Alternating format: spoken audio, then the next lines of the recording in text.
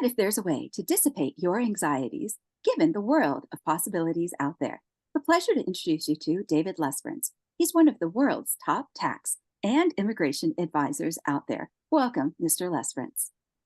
It's a pleasure. Please call me David, Angelina. Yes, thank you. Thank you. And you're joining us today from Poland. Is that correct? That's correct. Where I live with my wife and um, my two youngest children, 9-year-old Lov- twins. Lovely, lovely. Well, I know that you, in previous podcasts, have mentioned that you grew up in Windsor, Canada, right at the border of the United States. But let's start with the United States, because many of my listeners to this podcast are based in the US. Tell me about the tax policy and what you see on the horizon right now. Well, the U.S. is quite unique in that they have citizenship-based taxation. What that means is that if you are an American citizen, even if you grew up in Windsor but happen to have an American parent, or you grew up in Turkey or Italy or anywhere, and had never lived there, you have the same tax liability, same filing obligations, etc., as somebody who's born and raised and has never left the United States. And so that's one of the unique kind of elements. But in the last few years, we've seen a number of different clients coming to us for a variety of reasons beyond, taxation. And this is kind of interesting. This is a bit of a dangerous analogy for a Canadian to be using these days. But I tell my American clients, imagine you're in a wildfire zone. And that wildfire zone may be your concern, those wildfire concerns may be taxation, it may be racism, anti-Semitism, it may be a political polarization, it may be mass shooting events, etc. And School so a drills lot for of the children? yeah, and or children kind of, you want to kind of look beyond the United States and things to kind of raise your children in kind of year in Provence kind of idea. And so a lot of clients are looking at um, getting second residences and citizenships. And so going back to the fire analogy, so the client saying, well, I want to fight anti-Semitism, or I want to be politically involved. Okay, so you want to fight the fire. But no fire chief drops in a crew into a hot zone unless they've got an exit. And so it would be prudent for you to have fire insurance. That fire insurance would be an alternative residence or citizenship, and a fire escape plan. Now, just because you have fire insurance and a fire escape plan, just like house fire insurance, doesn't mean that you want a fire, doesn't mean that there's absolutely certain there's going to be a fire. It just means that you recognize that if the fire kind of comes too close to your house, it could be tremendous damage. And it's well worth the kind of premium of getting that fire insurance and that fire escape plan. And for Americans, the escape plan tends to come into three types. One I'll call the go bag option. Oh my God, there's been a hurricane, our house is wiped out, we need to go somewhere for a couple of months until it's rebuilt. The second is the other party got into office. I don't want to live in the United States for the next 4 years, so let's go and move somewhere for a period of time. We're going to remain Americans. All the way to others who are saying, I want to leave the U.S. tax system, or I want to give up U.S. citizenship for political or philosophical reasons, and kind of the expatriation. So those are the kind of three types of fire escape plans. Thank you for speaking into that. I know that you have mentioned that oftentimes people can find themselves in a position where they don't want their quote fiscal house to burn down, and they could find themselves in that rock and a hard place, and better to learn today what one's options are, especially given, I think you mentioned that even with an interest of, let's say, getting a second passport in Ireland might take up to 5 years to begin, whether it's the genealogy test or the preparations that are needed. So learning about this sooner than later is ideal, compared to just thinking that somebody can, change their future without this investment in planning of what they need to know before they start country hopping. So go ahead, please. Yeah, no, so I was going to say, so you mentioned Ireland and Irish residents. So there's a number of different ways of getting that second residence or citizenship. And let's look at citizenship for a moment. North Americans, United States of America being part of it, that was an immigration destination country in the 19th, 20th century. So there is a lot of Americans who will have claim to some type of European citizenship. And so they may say, well, I don't want to go back to my, parents or grandparents' old country. And they don't realize if you're a citizen of any EU country, you don't have to live in your grandparents' country. You have 27 different choices. You can go and live in any European country. Oh, that's interesting. And then you have clients who will say, oh, I have an Irish grandmother. I'm going to get an Irish passport. It's not like you dial 1-800 I am Irish and a leprechaun delivers the passport to you. A, can you get the documentation to prove it, sufficient to prove to the Irish government?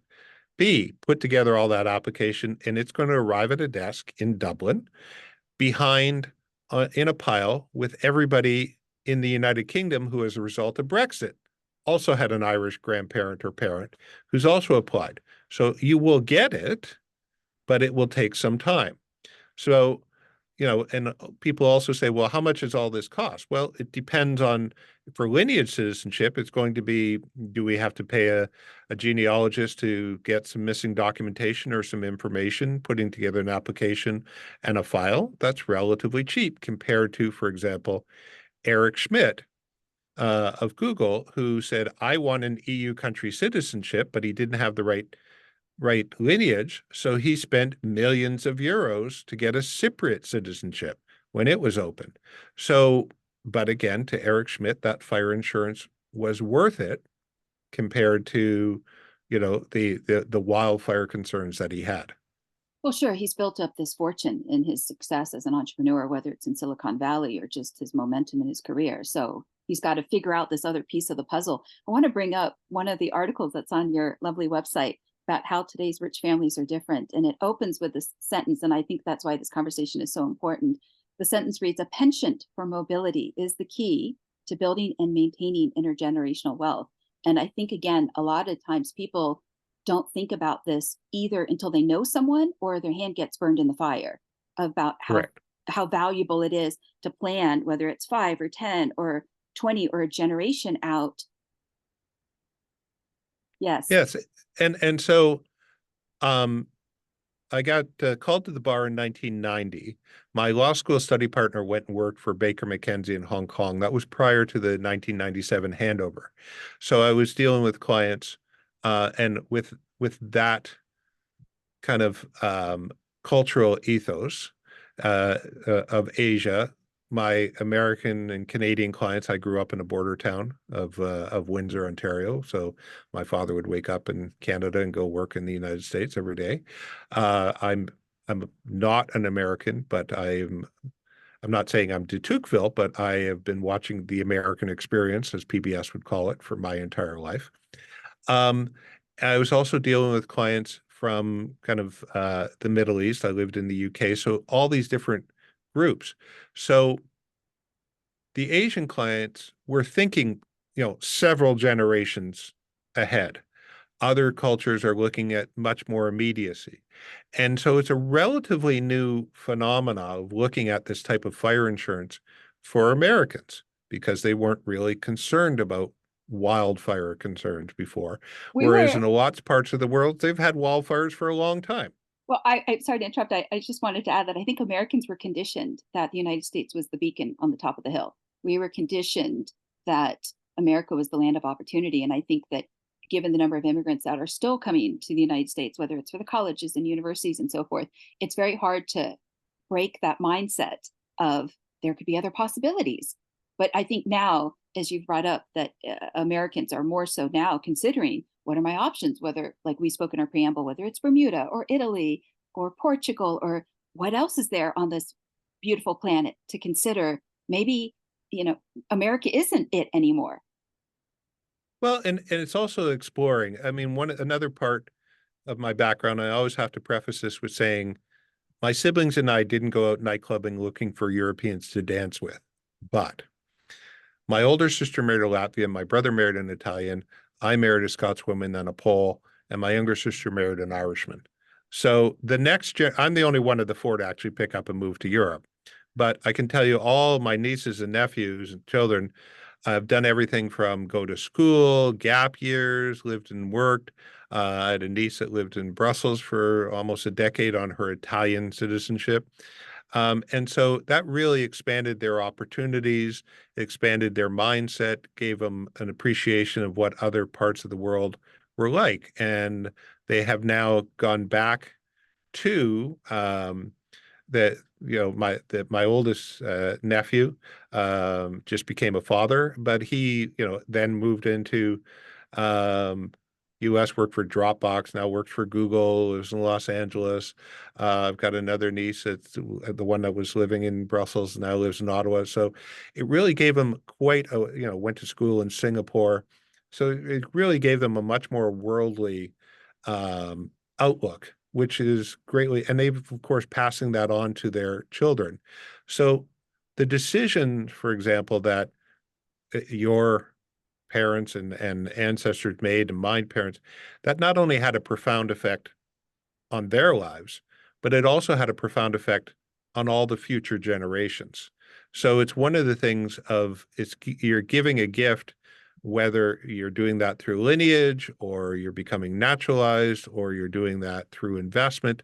You're giving a something fire insurance for yourself immediately, but you're also opening up opportunities for yourself, your children, and future generations. Yes, yes. And so, in terms of how second citizenship can design, let's call it a family's legacy, one of the things that you're aware of is how high net worth families can grow their wealth instead of losing it in three generations, what they call clogs to clogs. So, what are some of the pros and cons of considering second citizenship or even expatriation? Sure. So one of the first things to understand is that the United States allows multi-citizenships. Most people just have two, hence the term dual citizenship. But I've had clients that, through acquisition or family or naturalization have had, several citizenships.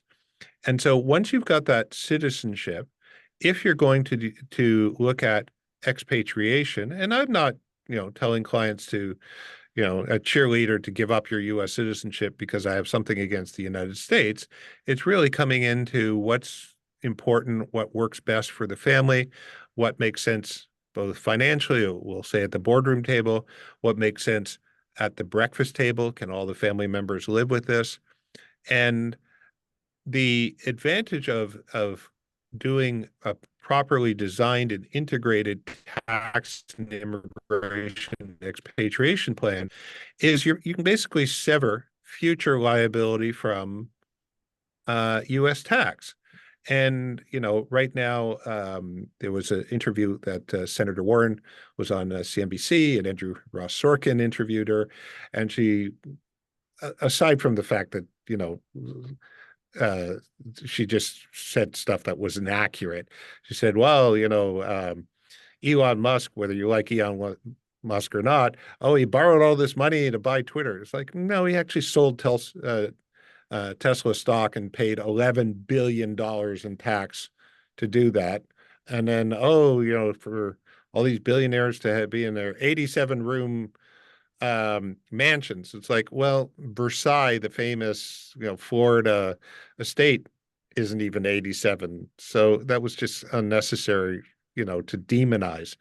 But what we have, and there's some practical aspects, but right now, she's really fanning the political flames of a tax the rich element to that wildfire.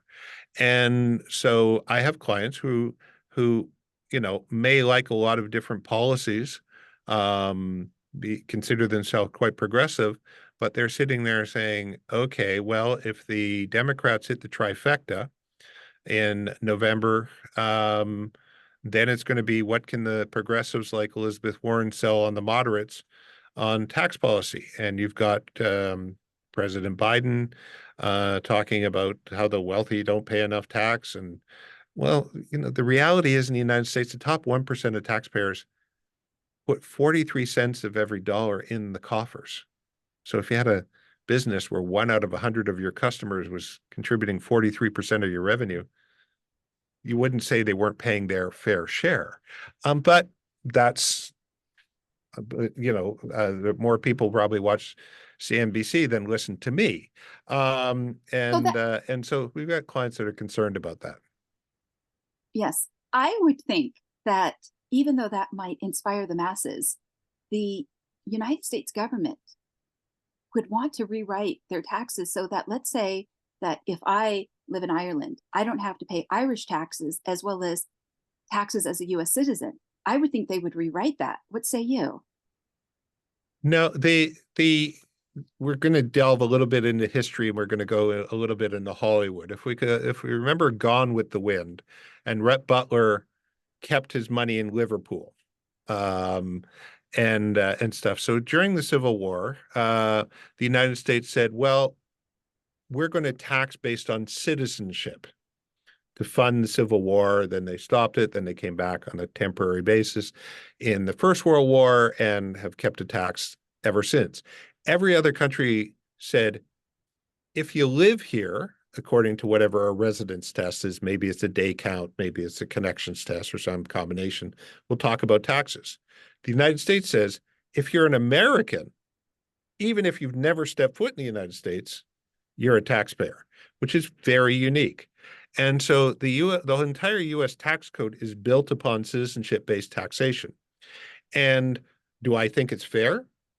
No, but that's kind of irrelevant. It is what it is.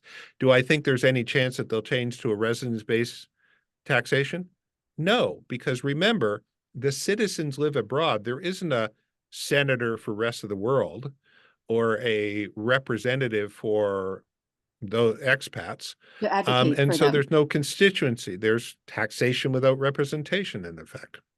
And Mm, so there's no political motive. And the other thing is, it all works very well for politicians because they don't have to worry about losing votes, and they can point to those evil people who are living abroad. Um, and it also is what I call the offshore treasure chest. Oh, there's all this trillions of dollars out there that we could tax and things. So that'll fund this thing promise I just made to you. And so I just don't see, do I think it would be fair if it did? Absolutely. Do I think it's going to happen? No. I just think it's short-sighted for the United States to not consider rewriting it. That's all. Because I agree. because I, today's I, new rich, I'll just finish this quickly, because today's new money, they're going to live in Dubai, in Mexico City, or Argentina, and that's going to be their mobile lifestyle. And then the United States is going to be left in the dust if they keep going down. I know New York City as well as Silicon Valley are still two very prominent cities, but I think that people are looking out into the horizon again, and they're thinking, what are their best options? well, and you're right. So go back to that analogy of, if you've got that restaurant, 1 out of 100 of your customers putting 43 cents in, you kind of want to know about those customers. The wealthier they are, especially as a result, as we all discovered in COVID, um, the less tied they are to a physical location to make or maintain their wealth. So, if you can remember the classic New Yorker cartoon of, the island of Manhattan is kind of the center of the universe, and, maybe a little bridge and tunnels over to New Jersey, and the rest of the world was kind of small. Well, people had a lot of life inertia. They loved Manhattan. They lived their entire lives there. They went to their favorite restaurants. They went to their favorite things. They never left Manhattan. COVID drove them out. And so they went to the Hamptons. They went, somewhere else. Beyond their And comfort zone it, in their bubble. they got, the inertia pushed them out, and a body in motion tends to stay in motion. So they all of a sudden they said, oh my God, there's Zoom. Um, Honey, did you know that there's this thing called DoorDash where they'll actually deliver our food from our favorite restaurant? And oh, now I know what you're talking about when you talk about Amazon Prime, and they say, well, I can live outside of Manhattan. And at the same time, it was the city mayoral election, and they're all talking about increasing the taxes. So they all of a sudden started saying, well, in New York, I'm paying federal tax, New York's tax, and city tax. Gee, that's, you know what? Palm Beach is looking pretty good. And then, but a body in motion tends to stay in motion. So they start saying, oh, okay, so I've eliminated city and federal tax. Can I do something else? And so, oh, there's this thing in Puerto Rico. Can I go to Puerto Rico? Sure, I can reduce my tax even more. But can you live it? Will you sell it at the breakfast table? Maybe not. But if, for expatriation, say clients, okay, well, you can live on the Windsor side of the Detroit River. Oh, Canada's a high tax country. No gift tax, no estate tax, free immigration tax planning, means that your actual tax bill will be relatively low, especially to the unlimited tax that you had. And one of the things is about 3/4 of the clients for the practical kind of selling at the breakfast table of my clients, we moved to what are thought of as high tax countries, but on a lower controlled tax basis. And you mentioned in our pre-call Pitcairn Island. I'll have some clients who've been sued or audited, and they say, move me somewhere where there's no lawyers and no taxes. And I say, no problem, we'll move you to Pitcairn Island. Only 67 people on Earth have decided that that's where they want to live. Oh, no, no, I want a place with schools and restaurants and airports and infrastructure and stuff. It's like, okay, And access so to medical. Yes. access to medical, a culture.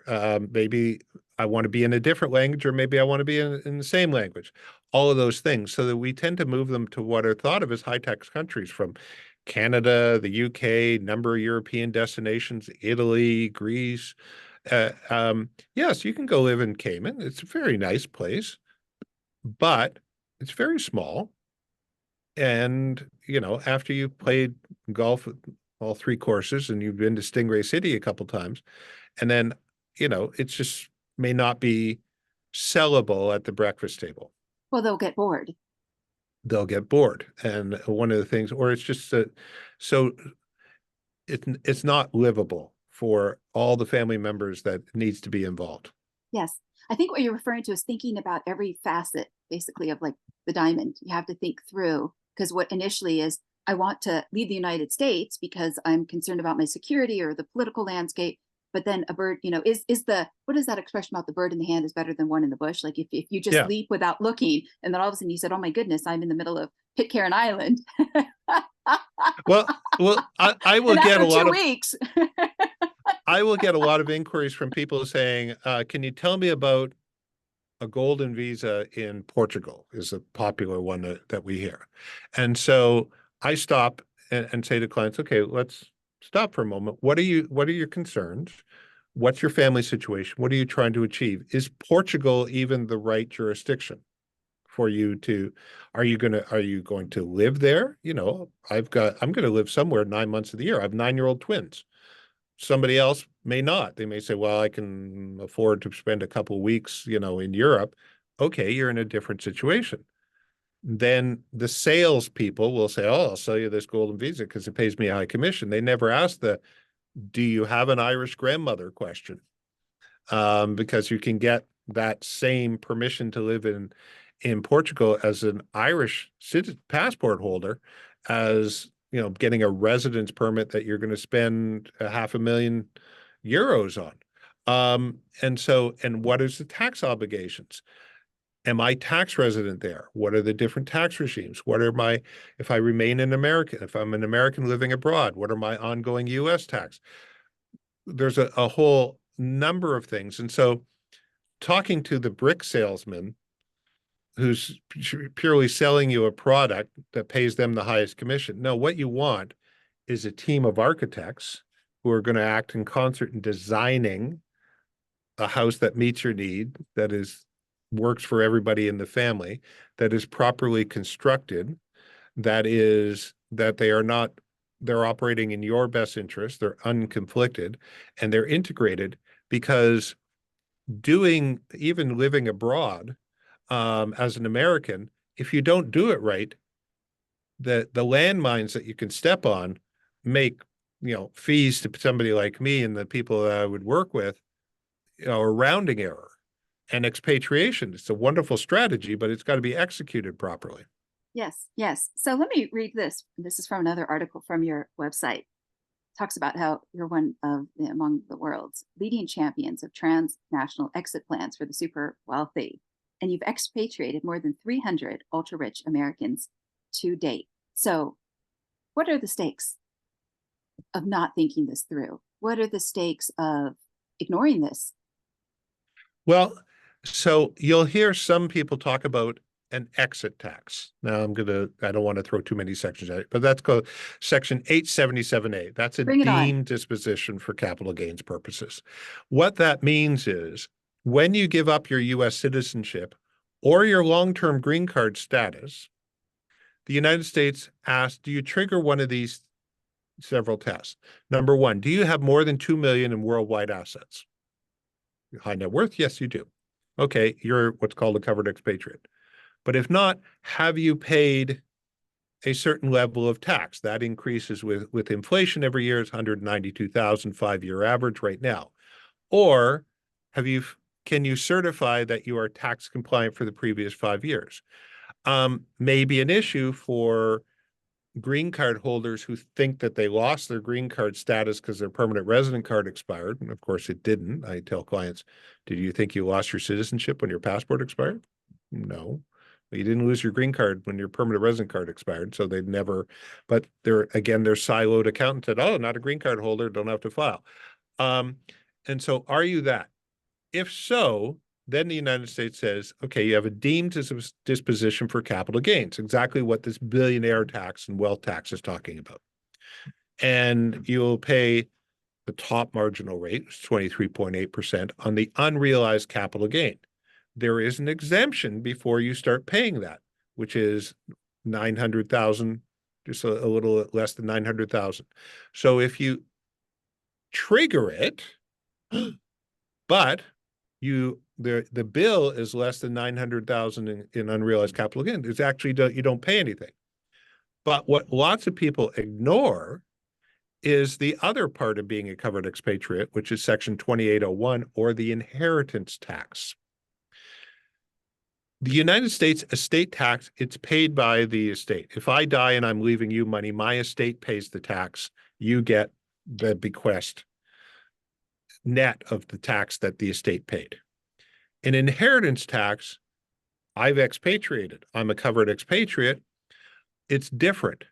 I'm not subject to tax. My estate's not subject to tax. So we're good. So the United States in the HART Act in 2008 said 2801, you, the recipient, are subject to that estate tax. So it's 40%. And you'd no longer get the use of the quite hefty unified credit. So you're paying 40% basically on the whole thing. People don't think about that. So you may expatriate, but if you've done no planning and your children are still Americans, because they still wanted to go to Stanford and Yale and all these other places or take up jobs in the United States, and you leave money to them and you haven't done the proper planning, you've just handed them a 40% tax on that bequest. And so there's all this planning, and you need to do it's a timing. It's a very integrated. So along with having a plan that ultimately is livable, you also have to have it properly designed and built properly with an integrated. Sure, for the vision going forward. So don't get Yeah, sideswiped and lose 40% or and more. do you have and 40% of what? Okay, well, if you've got publicly publicly traded stocks, you fire up the Bloomberg, and that's what the fair market value was on the day you expatriated. But, what if you have, Angelina Limited, which is a private company? And what's the value of that? Well, there's some, if you're about to go IPO, well, then you're going to get a Bloomberg number. But before that, you can discount. Is it tradable? All the different discounting. So you're 23.8% of what? Is it the Bloomberg fair market value, or is it the discounted value because you've got a whole bunch of discounting opportunities? So you can see, again, just going to the brick salesman, they know none of this stuff. And you paid, multiples of whatever my fees are. And you didn't know what to do, and you may not even know what to file. And so, of course, the United States, the IRS, does not take kindly to people. There was one banker, Mr. Timkoff, who decided, oh, I'm going to lie and tell them that I have less than $2 million. Well, unfortunately, he was selling a bank that he owned for close to $1 billion so the IRS goes, no, we think you actually owe this. And because you lied, we've got interest and penalties. And he ended up paying twice as much as he should have paid. And we're talking, I think it was $700 million in tax. Whereas if he had done it properly, his bill would have been about 250. So that's an extreme example, but putting your hand you in the know, fire hurts. yeah. So so you want to get good fire insurance if the damage to your fiscal house is going to be significant.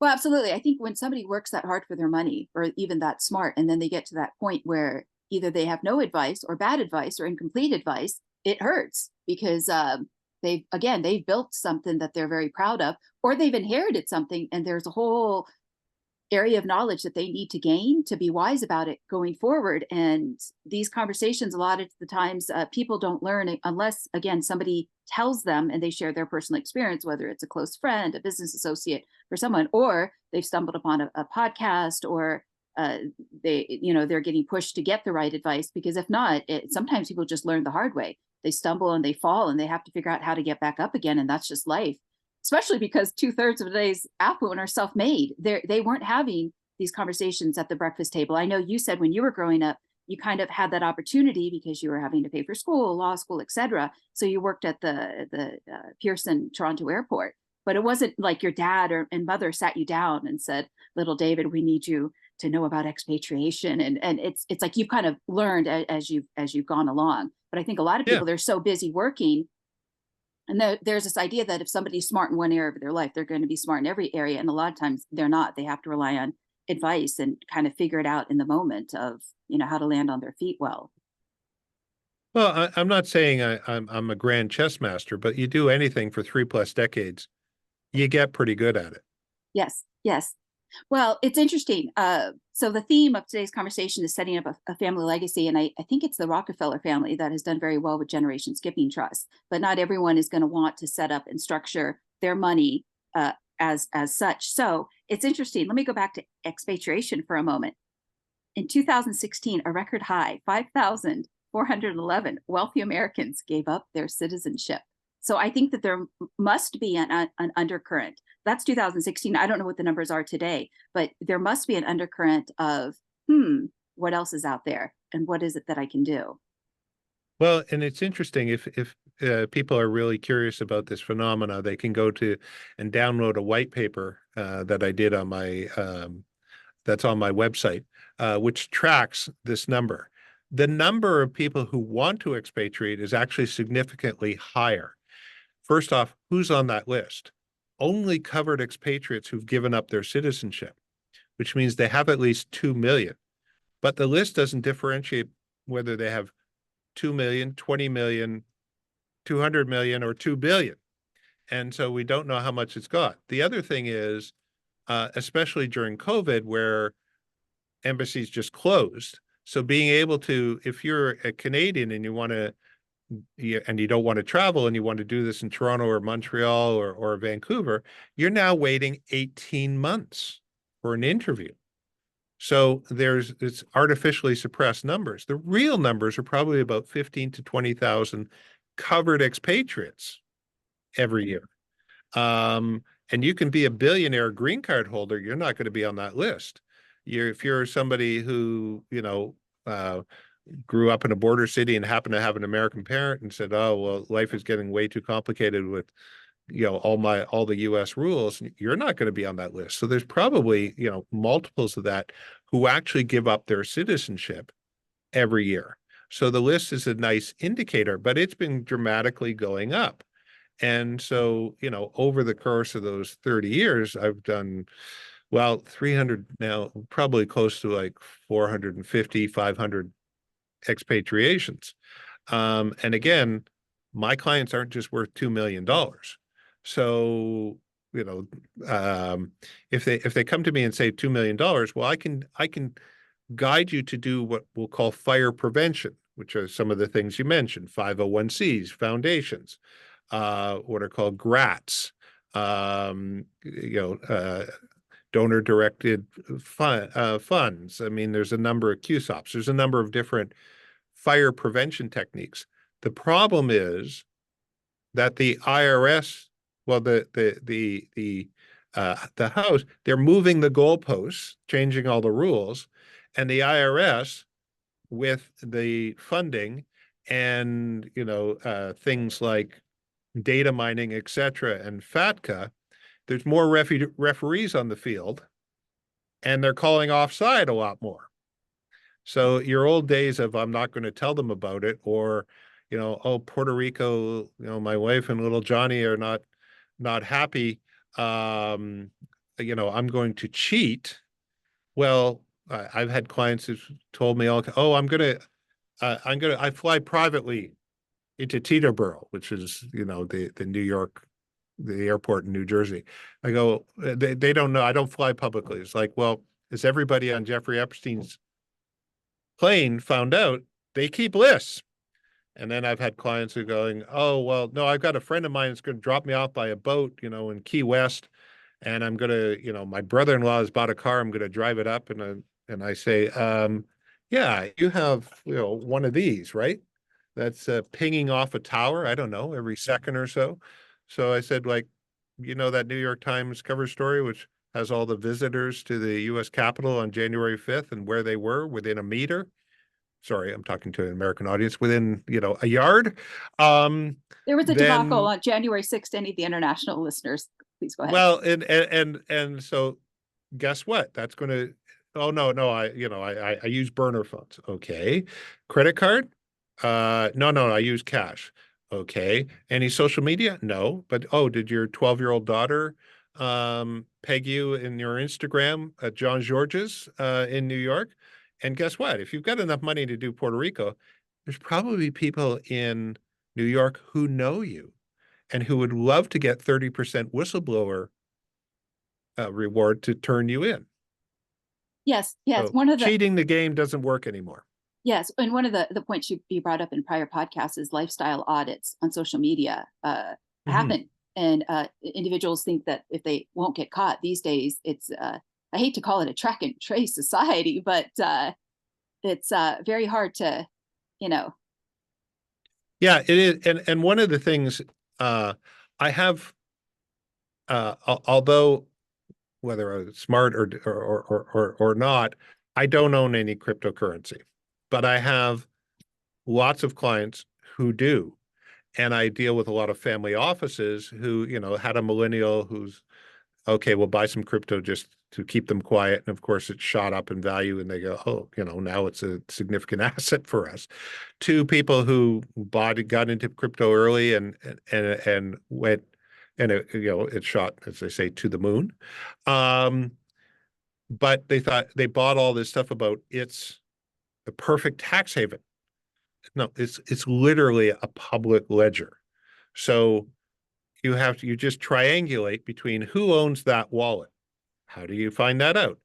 Okay, well, did you have money with FTX, Celsius, any of them? Yeah, well, guess what? You've just been named as a creditor in a bankruptcy. So who's looking at that list? The IRS. They're comparing it to your 1040, which on the upper right-hand corner front page says, do you own any crypto? And you answered no. Well, that's interesting.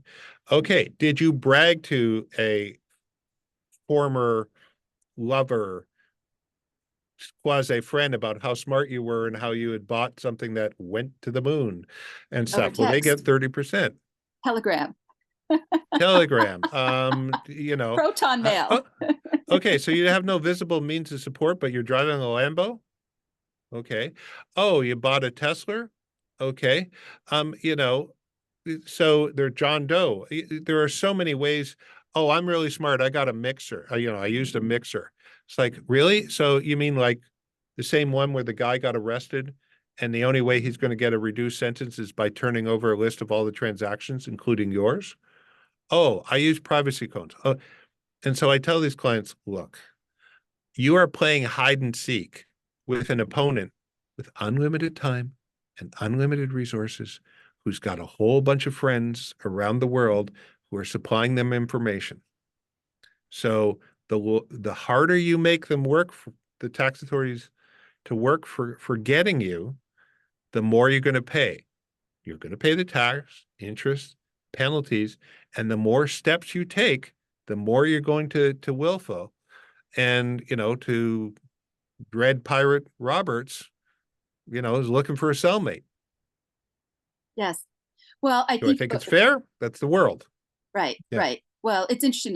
There's been that analogy about how in Vegas the house wins 99% of the time, and I think even outside of Las Vegas, it's better for somebody to be smart and to get educated and to look at all of their options and plan accordingly, compared to think of oh, well, they're not going to catch me, and Mhm. having to the pain of having built something again so beautiful and watching it crumble and then having to rebuild it if they're lucky enough to rebuild it, like just eliminate the pain and do it right the first time, so you don't have to, what the expression, when will you have time to do it right the second time?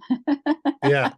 Well, But remember, I've been around during those 30 years. I was also around, in the, up to kind of the mid 2000s, when people, I'd say, well, get a second citizenship, give up your US. Oh, no, no, no. I met a UBS banker at Art Basel in Miami. I'm just going to go to Miami and open up a bank account and tax that undisclosed bank account. It worked till it didn't work. They realized that failure is an option. And all of those people. And then I would have, oh, thank God I don't bank with UBS. I bank with Credit Suisse. Okay. Oh no, I don't. I bank with a regional, bank called Vageland. Oh no. Oh, thank God I bank in Singapore. Oh, thank God I bank in the Cook Islands. Every bank around the world, that is going to be turning you over. And so, better to as a be. result of FATCA and all these other things, or common reporting standard. So,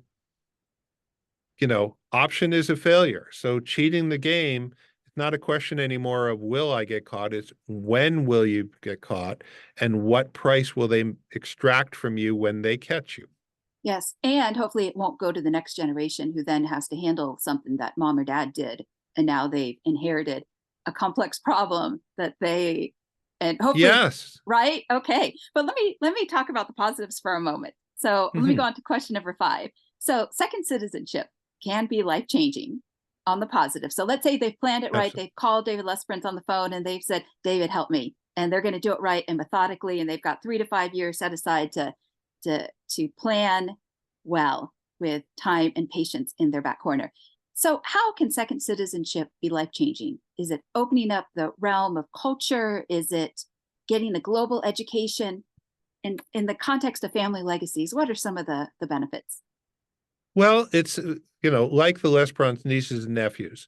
What it is you are now expanding other parts of the world where you, your children, grandchildren, future generations are going to be able to live, work, study. It becomes very useful, for example, as we all found out during the pandemic. If you're not a member of the club, you can't travel there anymore. So it's very good for that.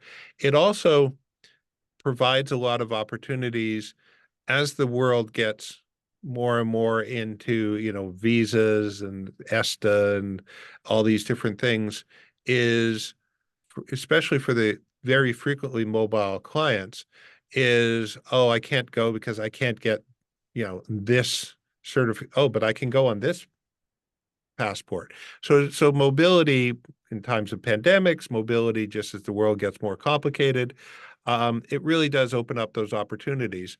And, as somebody whose family have spent, lots of time, extended families spend lots of time in lots of different countries, that's a very valuable experience for them to have. As we move from, just 100 years ago, most people in most countries were born, raised, worked, and died within 10 miles of, in a 10-mile circle. The Of world is much Connecticut. bigger now. Yeah. Yes, yes. Much bigger now, and it provides a lot more opportunities. That your daughter who just graduated from MIT gets a job offer in Brussels.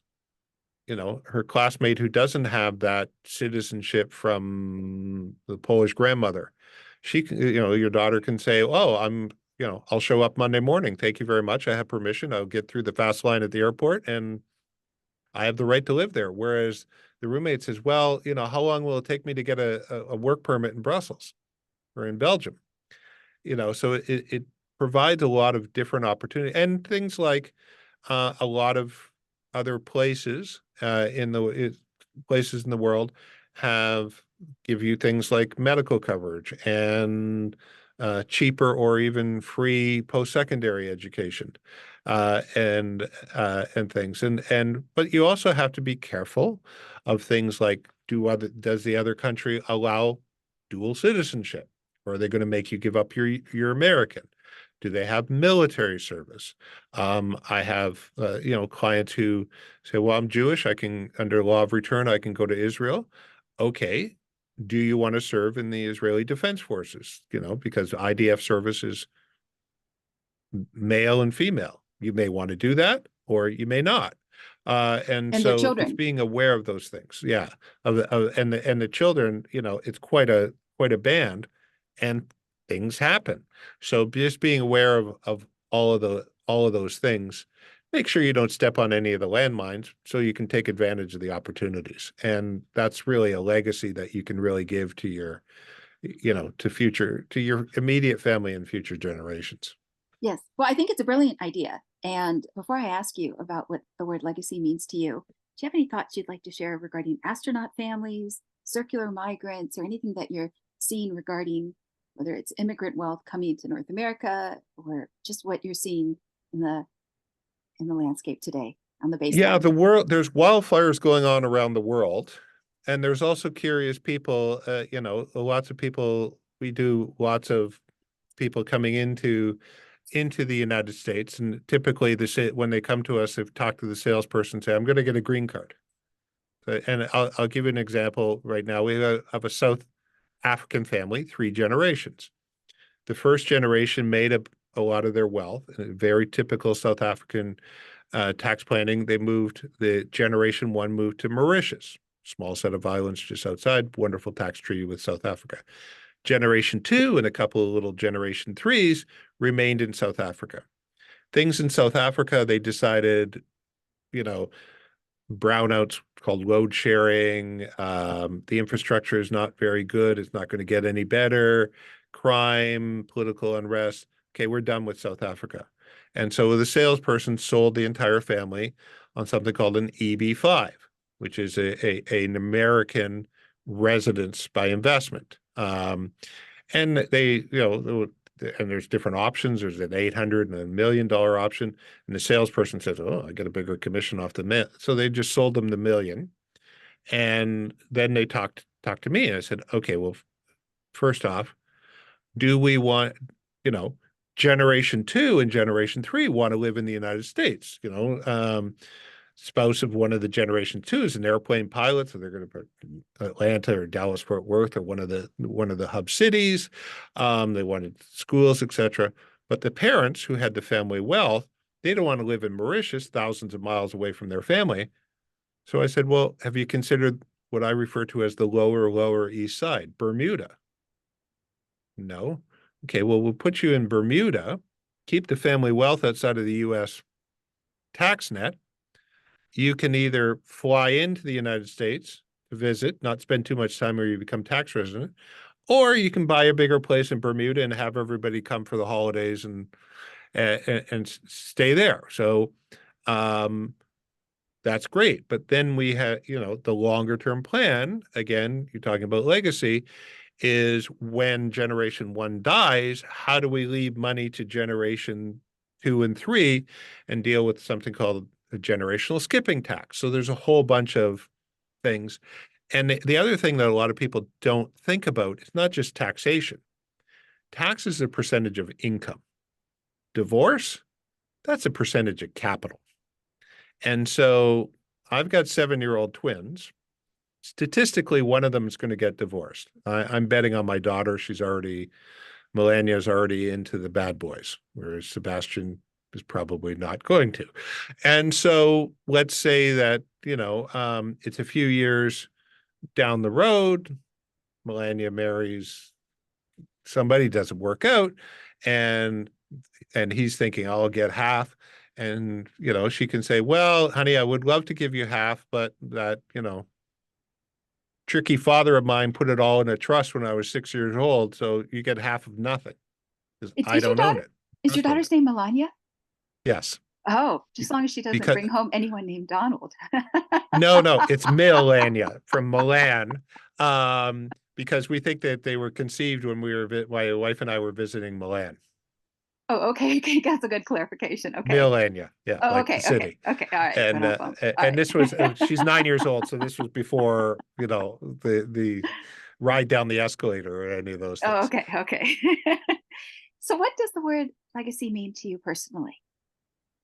It means really giving an opportunity to not only to my own family but to my clients' families of being able to protect them from wildfires of the world and giving them the tools to kind of enjoy as much of the world as possible. Because no matter what country you live in, no matter how prosperous or how things are, the greater world is going to be, a benefit to your family and to you to be able to engage with that wider world. Oh, that's beautiful. So they know how to move and how to thrive. Exactly. And because the world is coming to them, whether they like it or not. And so, this is happening. So, I tell my children, okay, the sun is going to come up tomorrow. You have no control over that. What you have complete control over is your reaction to it. So you can say, I'm going to vote for politicians who say I'm going to stop the sun from coming up. You're in for disappointment. You can say, I'm going to put on suntan lotion and I'm going to, delay the deleterious effects of the sun for as long as possible. Or you can make solar panels. Your reaction is completely your choice. And if you've got tools like multiple residences and citizenships, it's much easier and you're more predisposed to, making solar panels as your reaction. So the Yes. world is coming tomorrow. You can't throw up the barriers. There are lots of politicians who say, I'm going to build walls, I'm going to stop, I'm going to ban this, I'm going to ban that. The world's still going to come. And so how are you going to react to it? Absolutely. And navigate those complexities. Mm-hmm. Final question. What would you like your holistic legacy to be? I think like every parent in your family, you want, to give your children and future generations an outlook where they engage in the world, not with fear, but with, resilience against things that will happen, but also to embrace opportunities.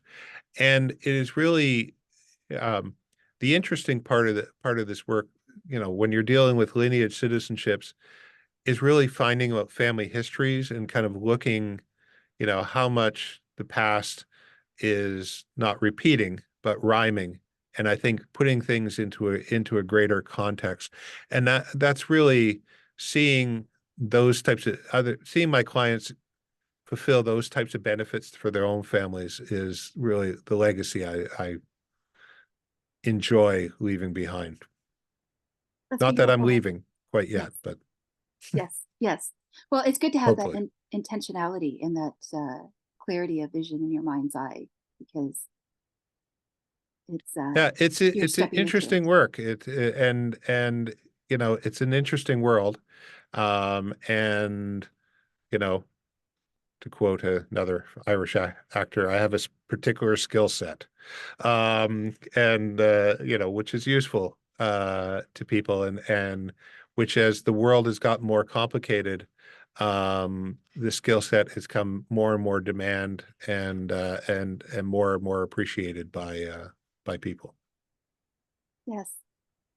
Are there any final thoughts you'd like to share before I thank you for being a guest today? One is I would like people to, a lot of the things we've been talking about in concerns are important, but not immediate.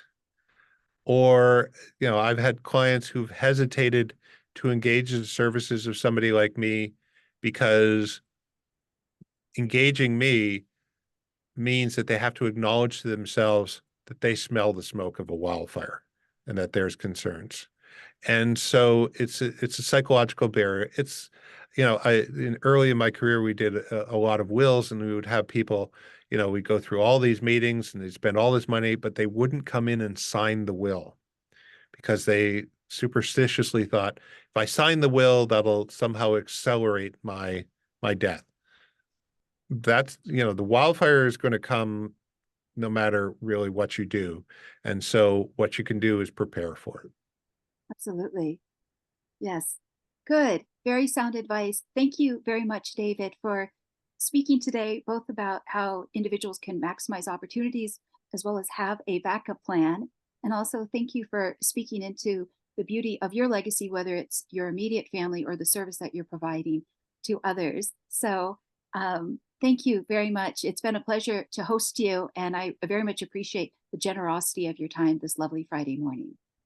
Well, thank you. It was a pleasure to go a little bit more into the background as opposed to, spending a lot of time talking about technical sections of the Internal Revenue Code.